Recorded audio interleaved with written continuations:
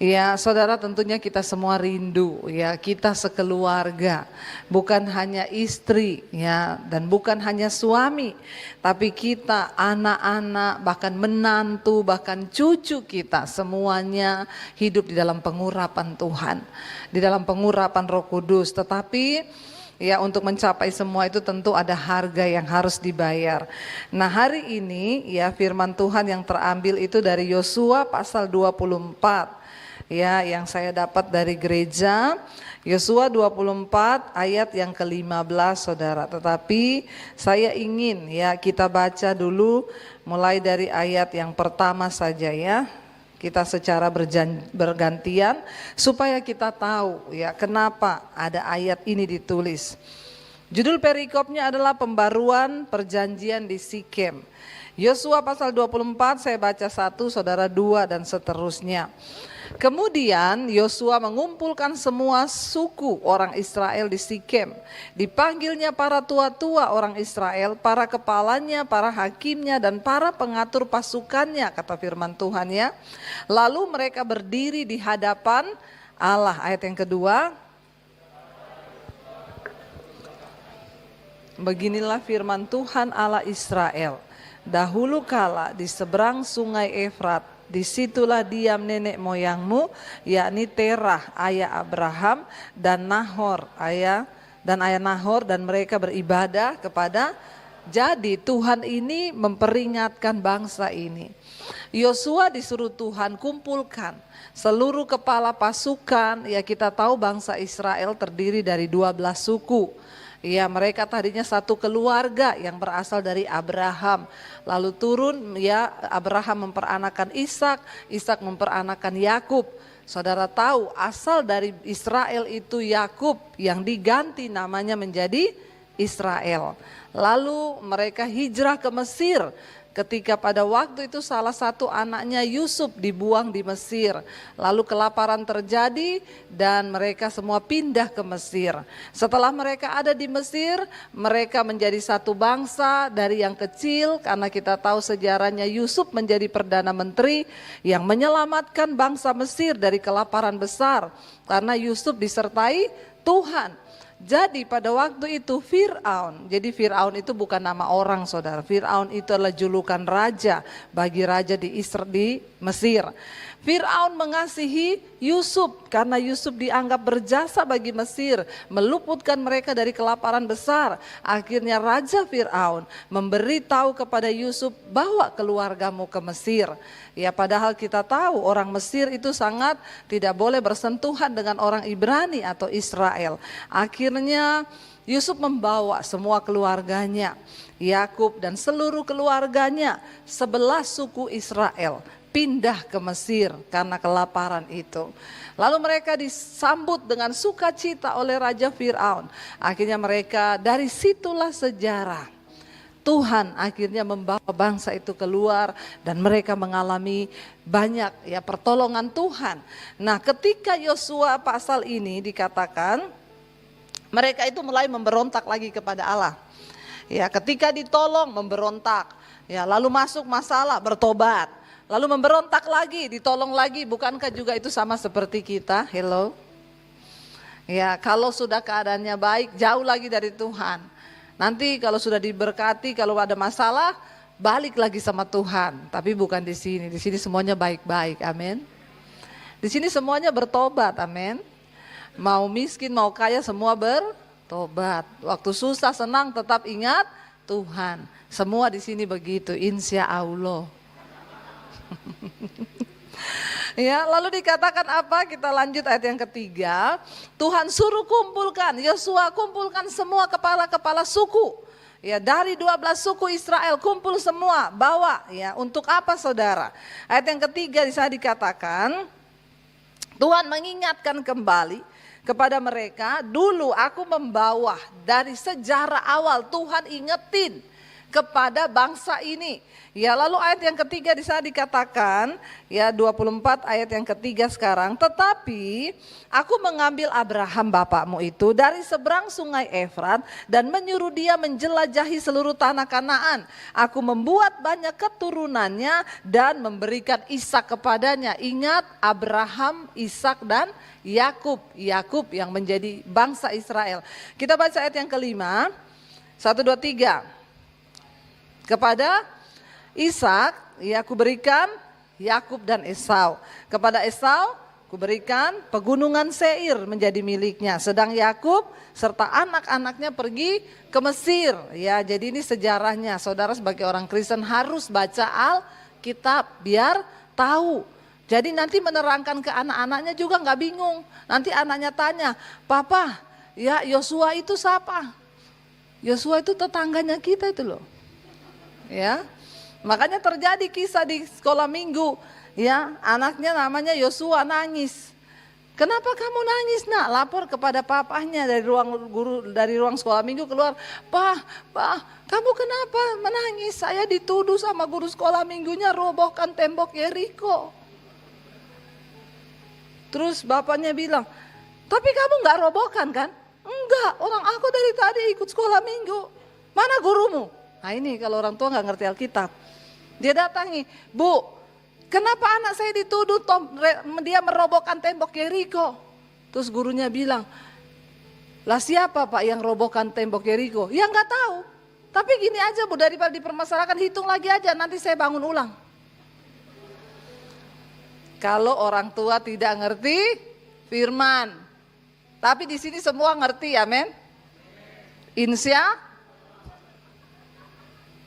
mudah-mudahan ya Bapak-bapak baca Alkitab. Jadi yang kau bisa kasih tahu kenapa semua sejarah mencatat, bahkan Tuhan pun ketika menegur bangsa itu dia ulangi dari sejarah biar tahu. Ya, jadi kita ini tidak mentabrak kanan kiri dikatakan di sana. Tuhan berbicara kepada bangsa itu. Coba tayangkan lagi ayatnya. Ya, ayat yang kelima tadi dikatakan kepada Ishak diberikan, ya kita tahu bersama Yakub ya dikirim ke Mesir semua dengan anak-anaknya 12 suku Israel ada di Mesir. Ayat yang keenam di sana dikatakan, lalu aku mengutus Musa serta Harun dan menulahi Mesir seperti yang kulakukan di tengah-tengah mereka. Kemudian aku membawa kamu keluar. Lalu akhirnya Tuhan suruh Musa pergi ketemu Firaun. Bilang, aku Tuhan Allah bangsa Israel. Menyuruh untuk kamu melepaskan bangsa ini keluar dari perbudakan. Ya, tetapi Tuhan bilang aku akan mengeraskan hatinya Firaun. Supaya mereka melihat bahwa aku adalah Tuhannya orang Israel, itu Tuhan yang berkuasa. Karena pada zaman itu Mesir menyembah dewa. Mereka tidak percaya kepada Allah. Akhirnya Musa pergi, terjadi 10 tulah. Sampai yang terakhir kematian semua anak sulung yang ada di Mesir. Termasuk anak kambing domba. Semua ternak yang sulung mati. Tetapi kepunyaan orang Israel tidak mati. Wow enggak saudara? Wow. Tuhan buat begitu supaya tuh mereka melihat. Wow Allah kita tuh dahsyat. Wow Tuhan tuh ajaib. Allah yang membela kami selama ini yang kami sembah Allahnya bangsa Israel. Itu luar biasa. Lalu ayat yang berikutnya berkata, ayat yang sekarang 7 ya kalau nggak salah. Lalu aku mengutus Musa dikatakan setelah aku membawa nenek moyang ini ya. Ini tim multimedia bikin saya bingung ini ya. Nggak usah dipindah-pindah ayatnya biar saja hidup terus ya. Jadi kita bisa. Di sana dikatakan ya, tetapi aku mengambil Abraham bapakmu ayat 4 ayat 5. Aku mengutus Musa ya sekarang ayat 6. Setelah aku membawa nenek moyangmu keluar dari Mesir dan kamu sampai ke laut, lalu orang Mesir mengejar nenek moyangmu dengan kereta orang berkuda ke laut Teberau. Sebab itu berteriak-teriaklah mereka kepada Tuhan, maka diadakannya gelap antara kamu dan orang Mesir itu dan didatangkannya air laut atas mereka sehingga mereka diliputi dan matamu sendiri telah melihat apa yang kulakukan terhadap Mesir sesudah itu lama kamu diam di padang gurun. Saudara, kita tahu akhirnya bangsa Israel tuh keluar. Dari Mesir mereka keluar, di depan itu laut, di samping kanan kiri gunung, di belakang tentara Mesir. Tidak ada jalan, buntu semua. Maju di depan laut mati, kanan kiri gunung, belakang orang Mesir dan tentara kereta berkuda. Tapi Tuhan berkata kepada Musa, ulurkan tongkatmu ke laut. Tiba-tiba bertiuplah angin timur, ya, angin yang membelah air itu. Ya, tiba-tiba ada angin yang begitu keras dari timur, memecah itu air, lalu jadi jalan di tengah. Bangsa Israel berjalan. Wow, saudara, di pinggir kanan kiri air, ketahan di sini air, lalu mereka berjalan di tanah yang kering. Bangsa Mesir mengejar mereka dari belakang. Sesudah bangsa Israel menyeberang sampai air itu ketutup, maka matilah seluruh orang Mesir. Dan Tuhan berkata, nenek moyangmu melihat semua perbuatanku yang ajaib itu. Supaya mereka bisa menceritakan, Tuhan itu berkata, kamu ceritakan itu kepada keturunanmu. Bagaimana kita bisa memiliki keluarga yang diurapi? Orang tua, engkau harus mengalami Tuhan secara pribadi. Lalu ceritakan semua pengalaman pribadimu itu kepada anak cucumu. Jangan yang diceritakan itu yang tidak masuk akal, dongeng-dongeng. Yang dicerita itu tentang pengalaman pribadi kita dengan Tuhan. Kenapa Tuhan mengizinkan mereka mengalami hal-hal yang besar? Tuhan bilang supaya kamu menceritakan, supaya ada cerita. Ada pengalaman kita berjalan bersama dengan Tuhan. Bagaimana anak-anakmu bisa menjadi anak-anak yang diurapi Tuhan kalau mereka gak pernah dengar mama papanya cerita tentang Tuhan. Amin. Cerita, ya, cerita tentang Tuhan. Di sana dikatakan nenek moyangmu telah melihat, lalu mereka berteriak-teriak minta tolong kepada Tuhan, maka diadakannya lah gelap. Lalu setelah itu kamu diam di padang gurun. Di padang gurun pun luar biasa penyertaan Tuhan. Mereka 3 hari berjalan tidak ada air. Lalu tiba-tiba ketemu sumber air di Mara. Bayangkan 3 hari nggak ada air di padang gurun yang panas, lalu dapat air. Wow banget nggak? Waduh, wow, ini sumber ini. Waduh, dapat air bakalan sambung hidup. Begitu diminum airnya rasanya pahit. Pada nggak ngerti nih cerita Alkitab nih. Mara itu di mana? Sampingnya Pi ke sana dikit. Muara Karang. Ya. Mara itu ada satu mata air di sana, tetapi ketika mereka minum ternyata airnya pahit. Saudara bisa bayangkan 3 hari berjalan, tidak ada minum, dapat mata air, pahit. Marah enggak? Marah. Ngomong sama Musa, ternyata kamu bawa kita keluar dari Mesir cuma karena di sana enggak ada kuburan. Ternyata kamu mau mengubur kita di padang gurun ini supaya mati. Orang itu kalau enggak ngerti rencana Tuhan, hidupnya penuh sungut. Beda-beda tipis dengan yang di sana itu. Yang di sini semua luar. Ya, haleluya. Ya. Tapi enggak apa-apa kan, biar merasa tertuduh sendiri kan, daripada dituduh gitu. Lalu tiba-tiba mereka marah-marah sama Musa. Musa, mending kita mati di Mesir, tapi matinya di depan kuali, isinya daging dan roti. Walaupun kita budak, mati di Mesir, matinya mati kekenyangan. Bukan mati lapar di padang gurun. Itu orang Israel. Kalau saya Tuhan, kalau saya jadi Tuhan, saya sumpel mulut mereka itu semua. Tapi untung bukan saya Tuhan. Rasanya aduh gondok bener tuh ngadepi manusia kayak begini nih. Begini Isra di Mesir, teriak-teriak, diperbudak gak enak. Begitu dibawa keluar sampai di padang gurun, gak ngerti lagi saudara. Itulah sering kalian terjadi dengan hidup kita. Lalu Tuhan berfirman kepada Musa, aku yang memanggil kalian, aku yang bertanggung jawab. Musa, ambil sepotong kayu, lempar di dalam air itu. Musa ambil kayu dilempar, lalu coba minum air itu. Jadi es teh. Haleluya, manis. Airnya dingin, manis. Bayangkan di padang gurun 3 hari, Tuhan tahu engkau butuh sirup. Ya, udah capek 3 hari jalan gak ada energi. Tuhan bilang kasih manis. Saya juga tidak belajar itu. Kita nggak tahu tuh ya Tuhan ambil gula dari mana atau dari mana. Tapi kan Tuhan maha bisa. Ya, jadi tidak usah ditambahi yang ada di Alkitab, jangan dikurangi juga. Nggak usah saudara tanya itu manisnya dari mana Bu? Kira-kira itu beli gula di mana? Tuhan yang menciptakan segala sesuatu. Saudara bisa bayangkan 3 hari berjalan gak minum, dapat air sejuk, dingin, manis. Wah, energinya nambah. Itu Tuhan lakukan kepada mereka. Lalu dikatakan di sana, ya mereka akhirnya sampai ke padang gurun ayat 8. Aku membawa kamu ke negeri orang Amori dikatakan.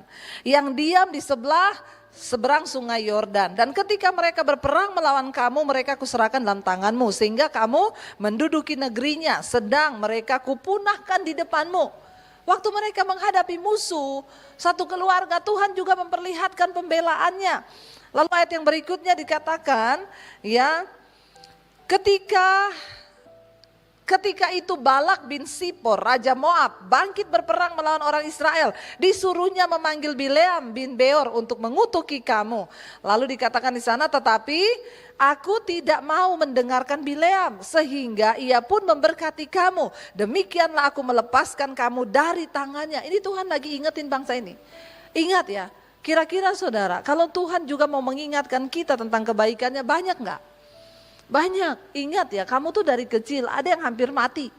Kamu ya dari kecil itu kayak gini. Ketika kami berhadapan dengan ini, itu aku yang gini. Itu semua pertolongan Tuhan. Harus kita ingat dan ceritakan kepada anak cucu kita. Setelah kamu menyeberang sungai Yordan dan sampai ke Yeriko, berperanglah ya melawan kamu warga-warga kota Yeriko. Orang Amori, orang Feris, orang Kanaan, orang Het, orang Girgasi, orang Hewi, orang Yebus. Tetapi mereka semua itu kuserahkan ke dalam tanganmu. Luar biasa bangsa ini. Begitu dikasihi Tuhan sehingga musuh-musuhnya semua ditaklukkan. Lalu ayat yang berikutnya, kemudian aku melepaskan tabuhan mendahului kamu. Dan binatang-binatang ini menghalau mereka di depanmu seperti kedua raja orang Amori itu.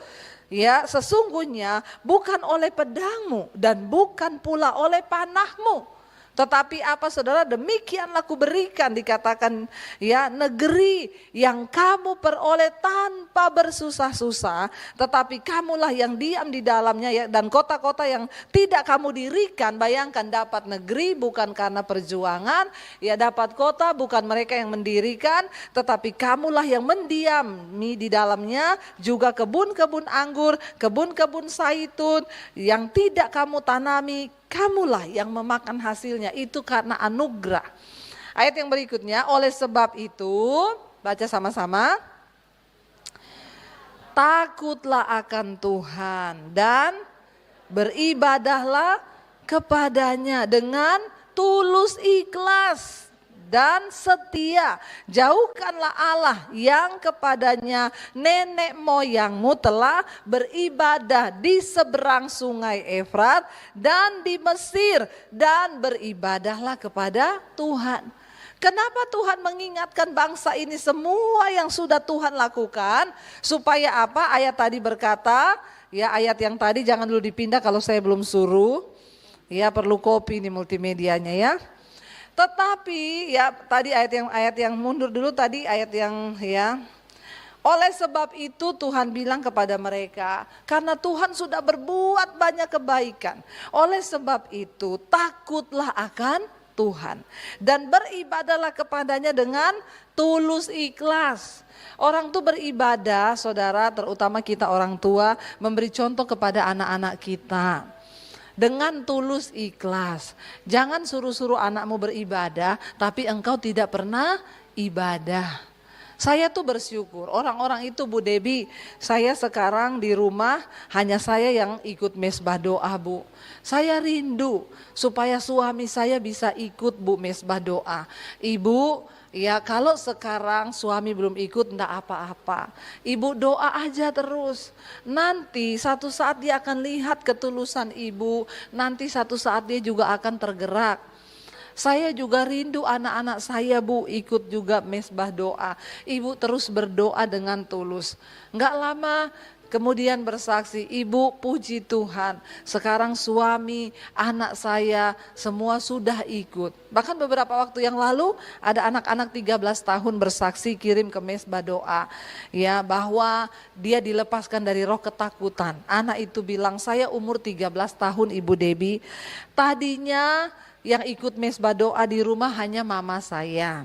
Tapi tiap malam mama saya itu ikut sendiri, saya kasihan. Akhirnya saya temenin mama saya. Tadinya niat hanya menemani karena mama sendiri. Tapi ternyata setelah saya mendengar khotbah-khotbah ibu, jadi ketagihan. Nah tadinya saya ini seorang anak remaja yang dipenuhi roh ketakutan. Saya sering khawatir, saya sering takut Bu. Kadang-kadang kebayang nanti saya mati, besok kebayangnya orang tua saya mati. Saya bilang, iya itu roh-roh yang menyerang. Tapi puji Tuhan Bu Debbie, sejak saya ikut ibadah mesbah doa bersama mama, sekarang saya tidak pernah lagi ada roh-roh ketakutan itu menyerang. Sekarang saya hidup dalam damai sejahtera. Saudara, karena itu firman Tuhan bilang, mari kita hidup takut akan Tuhan dan beribadah kepada Tuhan dengan tulus, ikhlas. Orang tua, bagaimana anakmu bisa datang kepada Tuhan kalau engkau sendiri tidak mau beribadah kepada Tuhan dengan tulus, ikhlas. Ya, jangan beribadah kepada Tuhan karena terpaksa. Ini hari Minggu loh, harus ke gereja, cepat-cepat ini. Tapi ya berantem jalan terus, di rumah ribut terus suami istri. Kita gak bisa jadi contoh. Bagaimana keluarga kita mau jadi keluarga yang diurapi Tuhan. Tuhan berkata kepada bangsa ini, oleh sebab itu takutlah akan Tuhan. Nomor satu bagaimana hidup keluarga kita bisa diurapi Tuhan. Orang tua harus hidup takut akan Tuhan. Dengan begitu iman itu akan engkau turunkan kepada anak-anakmu. Engkau tidak perlu lagi berkoar-koar marahin mereka. Kalau engkau hidup takut Tuhan, anak-anak akan melihat contoh dan teladan. Tapi kalau orang tua gak takut Tuhan, lalu dia marahin anak suruh takut Tuhan, itu ibarat orang tua merokok, lalu ngomong sama anakmu, jangan merokok loh. Gak bagus rokok itu. Apa yang engkau mau saksikan kepada anakmu? Ya, bapak-bapak kalau ada yang begini lapor sama saya, kita baptis ulang, rendam 20 menit. Biar dia buka mata langsung di rumah, Bapa di sorga. Ya, jangan saudara. Tuhan berkata, hiduplah takut akan Tuhan dan beribadahlah kepadanya dengan tulus ikhlas ya. Jauhkanlah Allah lain yang kepadanya dulu nenek moyangmu sudah beribadah kepadanya. Jauhkan saudara. Bawa anak-anak kita takut akan Tuhan. Lalu yang berikutnya di sana dikatakan apa? Ya, ayat yang berikutnya. Tetapi baca sama-sama. Jika kamu anggap tidak baik untuk beribadah kepada Tuhan, pilihlah pada hari ini kepada siapa kamu akan beribadah. Ya, Allah yang kepadanya nenek moyangmu beribadah di seberang sungai Efrat, atau Allah orang Amori yang negerinya kamu diami ini, tetapi aku dan seisi rumahku, kami akan beribadah kepada Tuhan. Yosua berkata dengan keras kepada bangsa ini, kalau memang kamu anggap sudah tidak baik lagi bagimu untuk percaya kepada Allah orang Israel, kamu pilih hari ini, karena Tuhan gak suka orang yang suam-suam kuku. Kalau mau sesat, sesat sekalian. Sembah Allah orang Amori, sembah Allah yang disembah nenek moyangmu di seberang sungai Efrat. Tetapi aku dan seisi rumahku, aku dan seluruh keluargaku, kami akan tetap menyembah kepada Allah Israel, Allah yang hidup itu. Saudara, engkau harus menetapkan ya kepada siapa engkau beribadah. Supaya anak-anakmu juga tahu, kalau kita kuat dalam iman, anak-anak kita, anak saya sudah tidak mungkin jatuh cinta kepada orang yang tidak seiman. Dia tahu mau seganteng apapun, mau sekaya apapun, Dia tidak akan mungkin jatuh cinta kepada orang yang tidak seiman. Kenapa? Dia tahu orang tuanya menyembah kepada Tuhan Yesus Kristus, Tuhan yang hidup. Kita yang harus membawa itu. Lalu dikatakan di sana, ya ayat yang berikutnya, lalu bangsa itu menjawab, akhirnya takut juga saudara. Jauhlah daripada kami meninggalkan Tuhan untuk beribadah kepada Allah lain, Allah huruf kecil. Lalu ayat yang berikutnya dikatakan, ya sebab Tuhan Allah kita, dialah yang telah menuntun kita dan nenek moyang kita dari tanah Mesir, dari rumah perbudakan, dan yang telah melakukan tanda-tanda mujizat yang besar di depan mata kita sendiri, dan yang telah melindungi kita sepanjang jalan yang kita tempuh di antara semua bangsa yang kita lalui. Saudara, hari ini adalah hari yang tepat. Ayo tentukan kita beribadah kepada Tuhan, dan ayo sungguh-sungguh. Kenapa? Kita ada di hari-hari yang terakhir. Masa-masa ke depan ini akan semakin sulit. Tantangan zaman pun akan semakin berat. Anak-anak kita akan mengalami banyak pergumulan. Dan kita tidak punya kekuatan lain selain membawa mereka untuk hidup takut akan Tuhan. Mari kita mulai dari kita, terutama orang-orang tua. Iya, kita mari. Tapi saya bersyukur loh hari-hari ini. Kemarin saya dapat cerita dari seorang pendengar mesbah doa. Ada anaknya saudara, yang baru umur 5 tahun, setiap malam udah ingetin, mama, papa, ayo cepat, Ibu Debbie loh sudah mau mulai. Haleluya saudara. Ya, ada orang tua yang kirim foto kepada saya. Anak umur 6 tahun, Bu, anak saya sudah di atas tempat tidur sebelum jam 8, udah cuci kaki, udah sikat gigi, duduk di tempat tidur bawa Alkitab. Mami, papi, cepet, udah mau mulai Debbie Basir. Bukan drama Korea.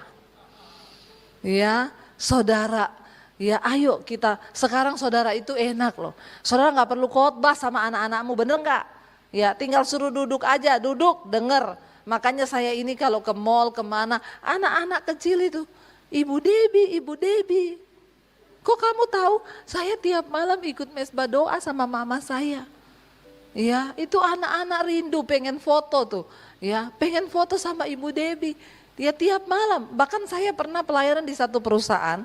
Ada ibu-ibu bilang saya, Bu Debbie, ya izin ya Bu, abis ini saya mau video call sama anak-anak saya. Karena mereka enggak percaya saya ketemu ibu. Terus saya tanya, emang ibu anaknya umur berapa? Masih SD Bu, tapi tiap malam dengar mesbah doa. Sebentar ya Bu, dia video call.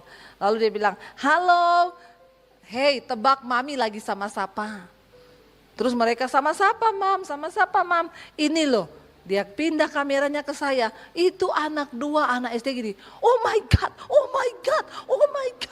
Mam, itu Debbie Basir. Oh my God. Saya tuh sampai mau nangis saudara. Saya sampai pikir, kenapa mereka bisa begitu ibu? Ibu setiap malam dengar mesbah doa. Wow. Saudara bayangkan Alkitab berkata iman timbul dari mana? Pendengaran. Pendengaran akan apa? Firman Tuhan. Nah kalau orang tua tiap malam putar dan anakmu dengar semua firman yang disampaikan, apakah imannya gak tumbuh? Ya tapi sekarang orang tua tuh cuek. Dia gak mau bawa anaknya, makanya banyak keluarga Kristen hancur. Hidupnya gak berubah, anak-anaknya jatuh dalam pergaulan bebas. Sehingga mempermalukan nama Tuhan. Ayo orang tua, saudara bersyukur sekarang, udah gak usah ngomong. Suruh denger aja anakmu, denger Alkitab ya nih, papa setelin Debbie Basir. Tapi bapaknya jangan pergi main game. Ya bertobat. Bapak juga duduk di situ, denger firman. Ya saudara tinggal denger loh, denger tok. Apa yang Tuhan minta, dengar. Makanya Alkitab bilang dengar firman Tuhan. Renungkan firman. Karena firman itu berkuasa. Kita dengar tok aja ada kuasa di hidup kita. Dari mana iman kita timbul?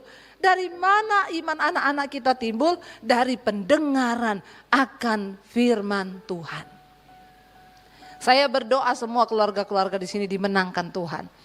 Tidakkah kita rindu saudara, kita seisi rumah kita diurapi Roh Kudus dan kita semua selamat masuk surga, tidak ada yang tertinggal.